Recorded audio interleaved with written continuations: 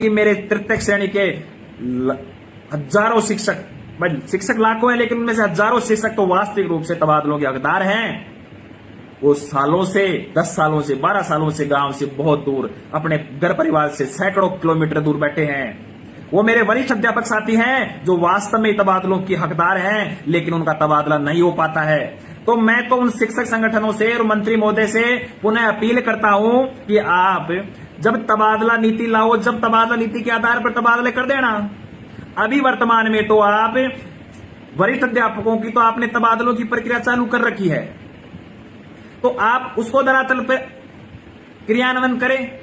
रही बात तृतीय श्रेणी के शिक्षकों की, जिनके साथ में कोई सी भी सरकार आए ट्रांसफर के नाम पर तो छलावा करती है, उनके तबादलों की प्रक्रिया आप शुरू तो करें। एक बार यदि आप बिना तबादला नीति तृतीय श्रेणी के शिक्षकों का तबादला कर देंगे तो कोई तूफान भूकंप थोड़ी आ जाएगा। अरे वो भी शिक्षक ही हैं, आप उनको इस गणना से कैसे देख सकते हो। अरे पिछले दिनों में आपने परिवेदना के नाम पर तबादले किए, कुछ तबादलों पे तो कोई वेदना ही नहीं थी, सीधा स्थानांतरण था।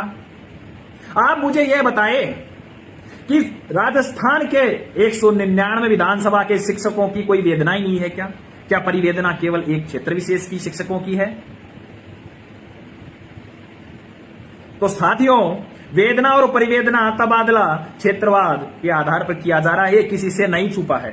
अब नेता लोग बोल ही नहीं रहे, वो इसलिए नहीं बोल रहे क्योंकि राजस्थान का शिक्षा मंत्री प्रदेश अध्यक्ष है, उनको आगामी चुनाव में टिकट भी चाहिए होंगे, उनको अपने क्षेत्र के लिए काम भी करवाने चाहिए। लेकिन वो नेता, वो एमएलए ये भूल रहे हैं कि मैं उन शिक्षकों की बदौलत ही, विशेष तौर से उन तृतीय श्रेणी के शिक्षकों की बदौलत ही बना हूं, जो चाहे चाय की थड़ी हो वहां भी बैठकर बात करेंगे। तो यदि किसी को कह दिया कि साहब आपके साथ है, तो उसके साथ में, नौकरी के साथ में, उसका जो तृतीय श्रेणी का शिक्षक विशेष रूप से जिन्होंने उस नेताजी को एमएलए बनाया और मंत्री बनाने में अहम भूमिका निभाई, चाहे उसका प्रचार प्रसार मान लो और चाहे वोट करवाने से पहले की जो तैयारियां मान लो और चाहे वोट करवाना हो, आप उसको भूल रहे हैं। आप केवल और केवल कंगूरों पे ध्यान दे रहे हैं। जो मंत्री महोदय के द्वारा हमें सुनना काफी समय से चाहिए था, कि हमें सुनना है उनके मुंह से कि उन्होंने लक्ष्मण के तबादले किए, वो बात ही मंत्री महोदय ने कही। और मंत्री महोदय ने यह भी स्वीकार किया कि मैंने लक्ष्मण के तबादले किए। मंत्री महोदय ने यह भी प्रश्न स्वयं ने कहा, प्रश्न का उत्तर भी स्वयं ने दिया कि मैं राजस्थान का शिक्षा मंत्री हूं, न कि लक्ष्मण का शिक्षा मंत्री हूं। तो साथियों, जब शिक्षा मंत्री महोदय यह भी स्वीकार कर रहे हैं कि मैंने लक्ष्मणगढ़ का ट्रांसफर किए, शिक्षा मंत्री महोदय यह भी स्वीकार कर रहे हैं कि मेरे पे जो आरोप लग रहे हैं कि मैं राजस्थान का शिक्षा मंत्री हूं, ना कि लक्ष्मणगढ़ का, तो यह सोचने की ज्यादा जरूरत नहीं है कि हमारी बात शिक्षा मंत्री तक पहुंच रही है। तीसरी बात, नाथी के बाड़े के प्रकरण में शिक्षा मंत्री जी ने कहा कि बोर्ड की परीक्षाएं निकट थी, वो ओपीएस एनपीएस के लिए मिलने आए थे। मैंने उनसे बात की, पहले भी बात की, दोबारा फिर से कंफर्म किया, वो कोई पदोन्नति में, बेटे पदोन्नति के मामले में और प्रतिनियुक्ति के संदर्भ में गए थे। खैर, मंत्री साहब ने सच कहा या जिनके साथ में घटनाक्रम हुआ है वो सच कह रहे हैं, वो तो एक अलग विषय है। और मंत्री साहब ने बहुत ही शानदार अपने ही तरीके से यह भी स्वीकार कर लिया कि उन्होंने वास्तव में ही तबादलों को लेकर दोहरी नीति अपनाई है, और यह भी कह दिया कि तबादला नीति भी लाएंगे। अब मैं मंत्री महोदय के संपूर्ण इंटरव्यू के घटनाक्रम का विश्लेषण मेरा व्यक्तिगत करूं तो सबसे पहला कि मंत्री महोदय ने स्वीकार किया कि लक्ष्मण के तबादले किए। उन्होंने कहा कि आचार संहिता, पहला शब्द उठा के देखो, आचार संहिता जनवरी की बात है और वो ही आचार संहिता वापस जुलाई अगस्त में लगने की बात आ रही है। दूसरा विश्लेषण करूं, उन्होंने कहा कि मैं राजस्थान का शिक्षा मंत्री हूं, तो कम से कम शिक्षा मंत्री तक हमारी बात पहुंच रही है कि शिक्षक समाज में नाराजगी है, शिक्षकों में नाराजगी है, वो स्वीकार नहीं कर पा रहे कि राजस्थान का शिक्षा मंत्री होता तो संपूर्ण राजस्थान के ट्रांसफर करते, केवल लक्ष्मण का नहीं। उन्होंने परिवेदना और वेदना शब्द भी काम में लिया, क्योंकि वेदना और परिवेदना के आधार पर जो तबादले किए, राजस्थान एकीकृत शिक्षक महासंघ ने पुरजोर तरीके से इसका विरोध किया। आपने देखा होगा वो बात भी मंत्री महोदय तक पहुंच चुकी है। तो मोटे तौर पर विश्लेषण के रूप में मैं इतना कह सकता हूं कि हमारी बात, हमारी मांग मंत्री महोदय तक लगातार पहुंच रही है। अब समस्या कहां है? समस्या है हमारी एकता और एकजुटता में। मैं उन शिक्षा मंत्री महोदय से भी पूछ रहा हूं, संगठनों के जो 2-3 से कल से बड़े खुश हो रहे हैं, मीडिया में खबर आ रही है कि जुलाई अगस्त में तबादले होंगे, और उन टीचर से भी मैं कह रहा हूं कि जुलाई अगस्त में तबादले किस आधार पे होंगे? जनवरी में 12 जिलों की जो आचार संहिता, पंचायती राज की आचार संहिता लगी, उसी प्रकार की आचार संहिता 12 जिलों की लगने वाली है। फिर विधानसभा सत्र चला, वही मानसून सत्र चलने वाला है। फिर उपचुनाव हुए, तो राजस्थान में कुछ एमएलए की सड़क सुधारे हुए हैं, फिर उपचुनाव होंगे। तो जब जिन 3 कारणों से तबादले जनवरी, फरवरी, मार्च में नहीं हुए, वही 3 कारण भविष्य में हमारे सामने आ रहे हैं, तो आप बट्टी कैसे हो सकते हैं? कई नेताओं ने तो, शिक्षक संघों ने मंत्री साहब को बधाइयां दे दी कि मंत्री साहब ने कह दिया जुलाई अगस्त में तबादले हो जाएंगे, मेरे से लिखा लो आप। यदि हम एकजुट नहीं हुए, हमारी बात पहुंचाई नहीं, तो मैं जुलाई अगस्त के आप 2022 में चले जाओ, तबादले नहीं होंगे। अब करें क्या? हमें क्या करना है? हमें एकजुट होना है। श्रेणी, तृतीय श्रेणी और वरिष्ठ अध्यापकों को श्रेणीवाद का भेदभाव मिटाकर केवल और केवल शिक्षकों के तबादलों की बात करनी है, क्योंकि शिक्षक वरिष्ठ अध्यापक और सेकंड, थर्ड ग्रेड के तृतीय श्रेणी के शिक्षक ही रह गए, क्योंकि वो तो कोई तो पीओ हैं, कोई आरईएस हैं, कोई हेड मास्टर हैं, तो शिक्षक कौन रह गए? वरिष्ठ अध्यापक और तृतीय श्रेणी के शिक्षक। तो जब शिक्षकों की तबादलों की बात करेंगे, एक साथ करेंगे, एकजुटता से करेंगे, तो मैं आपको विश्वास दिला रहा हूं, तबादलों के लिए राजस्थान एकीकृत शिक्षक महासंघ को दिल्ली जाना पड़ा तो दिल्ली भी जाएंगे, और मुझे दोबारा अनशन करना पड़ा तो मैं अनशन भी करूंगा। और उनके मुंह पर मैं फिर से, वो बड़ा बोल देते हैं कि अनशन करने से तबादले होते हैं, क्या रे मूर्ख, एक दिन बुखार रख के तो देख ले तू। बात करते हैं बड़ी बड़ी, जितना ऑडियो मेरे लिए डालते हैं उतना ऑडियो किसी के लिए डालो। तो मैं लास्ट में अंतिम रूप से कहना चाहूंगा कि तबादले नहीं हो रहे, उसके पीछे 2 कारण हैं। पहला कारण, मंत्री महोदय की व्यक्तिगत लक्ष्मणगढ़ के तबादले करने की इच्छा उन्होंने पूरी कर ली। उनको राजनीतिक रूप से लक्ष्मणगढ़ में मजबूती चाहिए थी शिक्षकों की, उन्होंने पूरी कर ली। पहली बात। जो ये बोल रहे हैं कि तबादलों पर रोक लगी हुई है, वो पिछले दिनों से लिस्ट आ रही है, उनको देख लें, तबादलों में कोई रोक नहीं है। तो इच्छा शक्ति शिक्षा मंत्री महोदय की, पहला कारण। दूसरा कारण, तथा कथित शिक्षक संघ 37 के आसपास हैं। कितने? 37। उनमें से कुछ को छोड़ दें, कुछ को छोड़ दें। अपवाद हर जगह होते हैं, कुछ अपवाद स्वरूप हैं जो वाजिब हैं, अच्छे हैं, वास्तव में बात करते हैं। जैसे मैं एक का नाम ले रहा हूं लगातार, राजस्थान है, शेखावत शिक्षक संघ मोहन सियाग, वास्तव में लड़ते हैं, वो शेखावत वाले लड़ते हैं, मैं इज्जत करते हैं। मंत्री साहब ने तबादला नीति की बात कही, मैं तबादला नीति पर बात करूं।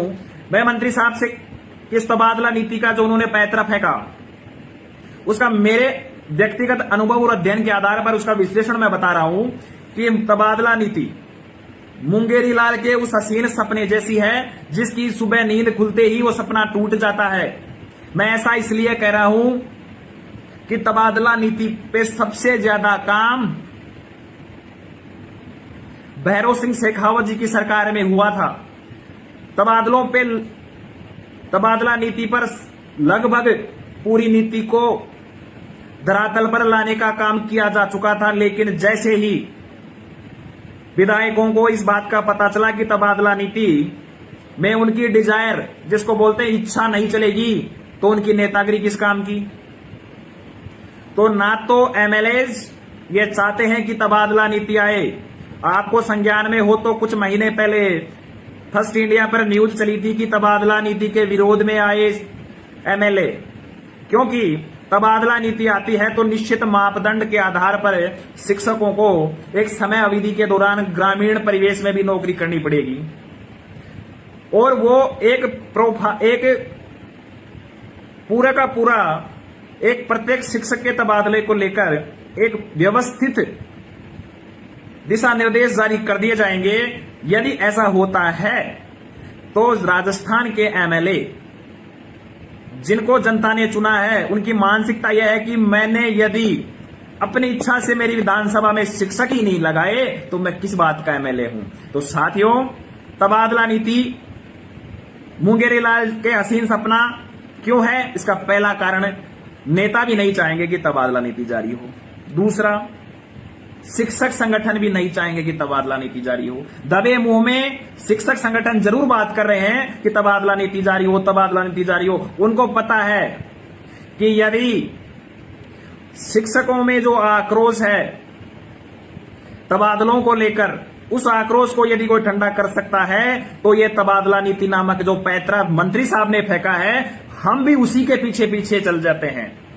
हम उस लकीर के धनी हो जाते हैं कि मंत्री साहब ने कह दिया तबादला नीति लाएंगे, तबादला नीति लाएंगे, तबादले करेंगे।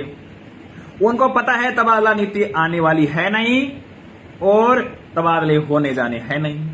और जब तबादले होंगे भी तो कब होंगे? जब सरकार जाने वाली होगी या सरकार चुनाव आ जाएंगे तो बहुत कम संख्या में तबादले होते हैं। और जिनके हाई अप्रोच है, जिनकी सांठ गांठ है, जिनके पास में पैसा है, वो तबादले कराने में सक्षम हो जाते हैं और उनके तबादले हो जाते हैं। जब बड़े बड़े शिक्षक संगठनों के मठाधीश मंत्री साहब को माला फूल माला पहनाने चले जाते हैं, लेकिन उनके मुंह से यह शब्द नहीं निकलता कि आप तबादलों की शुरुआत तृतीय श्रेणी से कर दें, फिर सेकंड ग्रेड से कर दें।